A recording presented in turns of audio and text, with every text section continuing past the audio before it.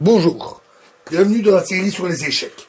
Alors examinons maintenant la finale, roi et deux cavaliers contre le roi dépouillé. Donc une position analogue à celle-ci, avec les rois en B6 et B8 et les cavaliers sur E7 et E8. Dans cette position, le roi est complètement coincé. Il n'a que deux cases disponibles, la case A8 et la case B8, sur lesquelles il pourrait faire des allers-retours. Mais il ne sait pas partir parce que le roi lui bloque le passage, ainsi que les deux cavaliers. Eh bien, cette finale est théoriquement nulle.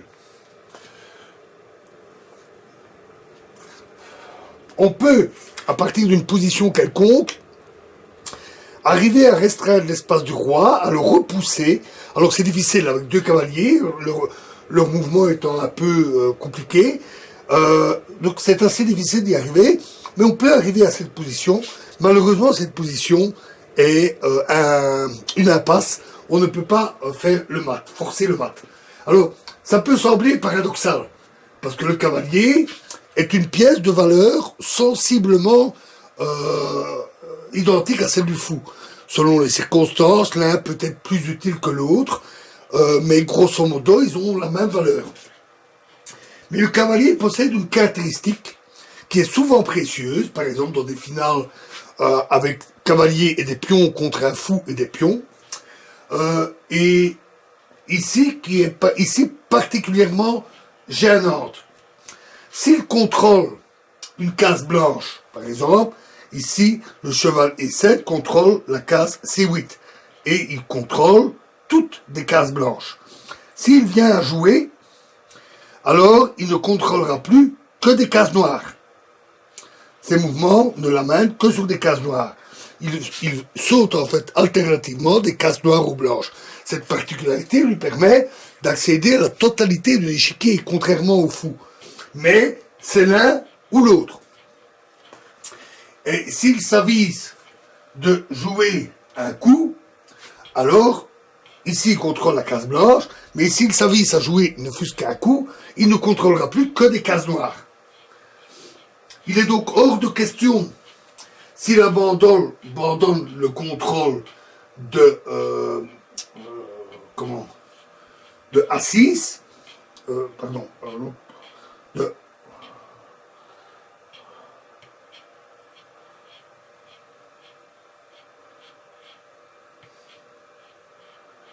s'il abandonne le contrôle de C6 et de C8, il est hors de question qu'il accède au contrôle de A8.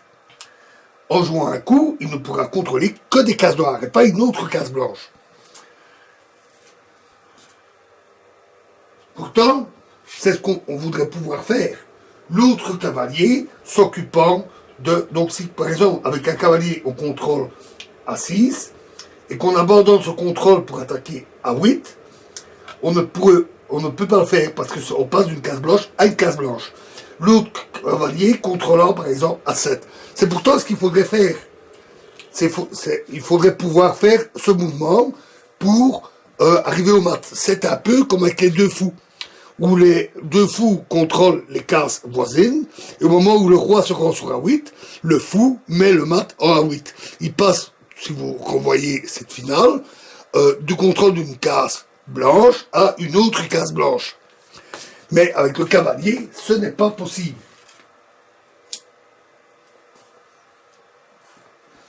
Alors voyons cet exemple-ci.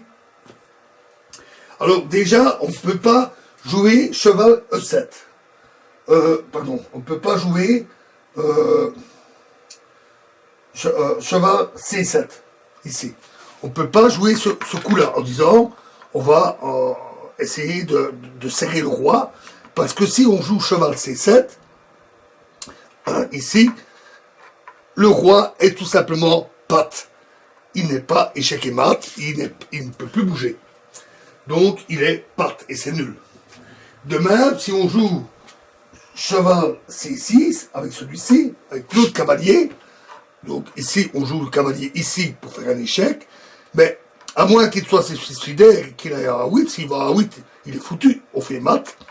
Mais s'il n'est pas suicidaire, il va jouer roi C8, il s'évade. Il s'échappe et donc on n'arrive pas à mater. Donc, ici, le seul coup sensé, au moins en apparence, c'est cheval D6.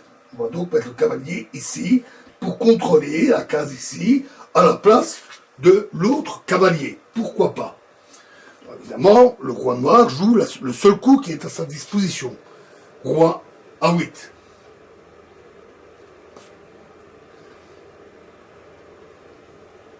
Si je joue alors cheval E4, il va jouer roi B8. Toujours seul coup disponible. Et cheval C5, je viens ici, il se met à nouveau en roi A8. Et si je déplace le roi en C7, le roi va alors aller en A7. Il repart de l'autre côté. Il est bloqué, mais il peut repartir de l'autre côté.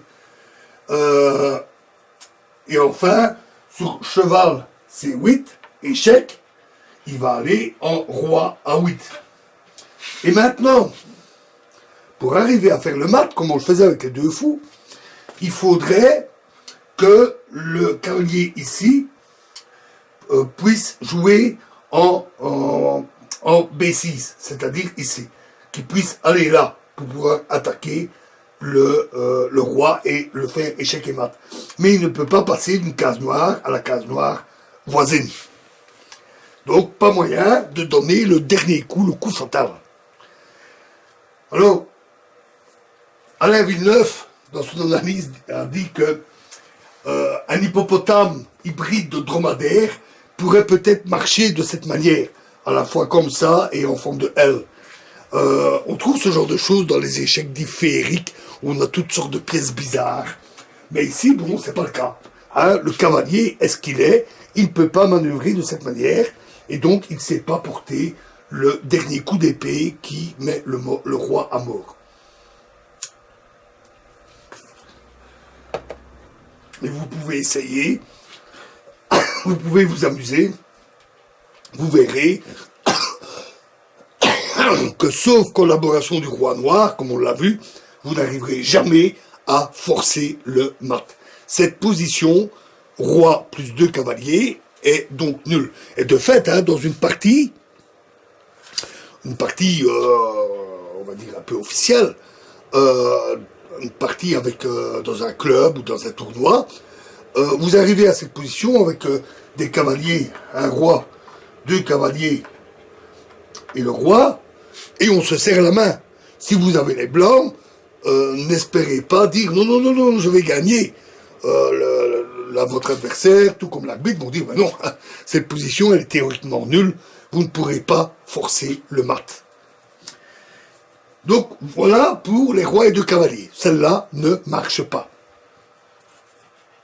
Il est quand même intéressant de le savoir, parce que les mouvements du cavalier ne sont pas toujours faciles. Autant il est facile de visualiser le mouvement d'un fou sur des diagonales, c'est encore plus facile avec des tours sur des lignes, sur des colonnes et des rangées. Autant parfois il peut être un peu compliqué dans la tête d'imaginer les positions des cavaliers après 2 ou 3 sauts.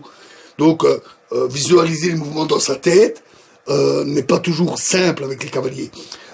Et c'est indispensable dans une partie, puisque dans une partie, pièce touchée, pièce jouée. Vous ne pouvez pas déplacer les pièces pour faire des essais. Vous devez réfléchir dans votre tête et réfléchir aux coups qui pourraient être joués successivement de part et d'autre pour voir ce que ça pourrait donner. Et ça, vous ne pouvez le faire que mentalement. Voilà, alors dans la prochaine vidéo, nous allons attaquer la finale roi et nous allons remplacer un cavalier par un fou. Donc, roi, fou et cavalier contre roi. C'est... on aura encore des finales élémentaires après, avec le pion, mais c'est certainement la plus difficile des finales élémentaires. Donc, nous nous y attacherons particulièrement, parce que ce serait malheureux de se retrouver dans une finale avec ça, de savoir que vous pouvez faire le mat avec ça, et de ne pas y arriver. Donc, nous pencherons là-dessus dans la prochaine vidéo. Je vous remercie.